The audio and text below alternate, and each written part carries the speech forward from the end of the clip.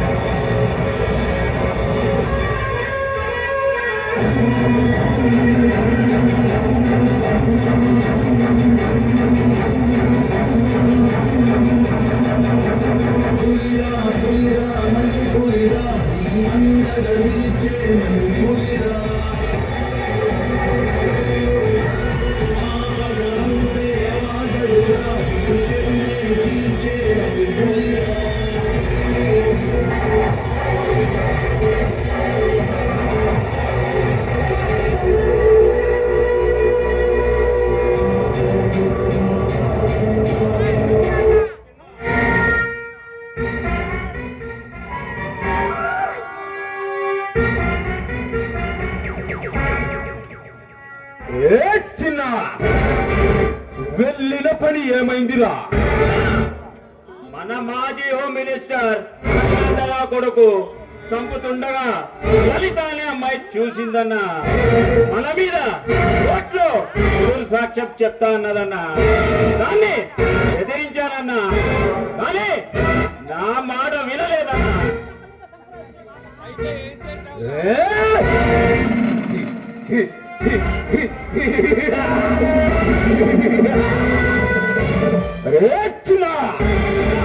ఆ పిల్ల మన మీద ఎదురు సాక్ష్యం చెప్తానంటే నువ్వు చేతులు ముడుచుకొని నా దగ్గరికి వచ్చావు. ఈ భయంకర్ భగవాన్ అంటే ఏమిటో, ఈ భయంకర్ భగవాన్ అంటే ఏమిటో తెలిసి కూడా ఆ పిల్ల మన మీద ఎదురు సాక్ష్యం చెప్పిందంటే నీ మొహం నాకు చూపించగరా? లేదన్నా, ఊరికే రాలేదన్నా. మరి ఏం చేశావురా? దాని మానాన్ని దోచుకొని దాని ప్రాణాలు ఈ అనంత వాయువులో కలిపేశాన్నా.